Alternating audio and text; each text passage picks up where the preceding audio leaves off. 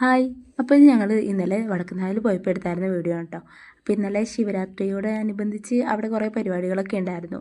അപ്പോൾ ഞങ്ങൾ വൈകുന്നേരം 5 മണിക്ക് കഴിഞ്ഞപ്പോൾ വീട്ടിൽ നിന്ന് ഇറങ്ങിയായിരുന്നു.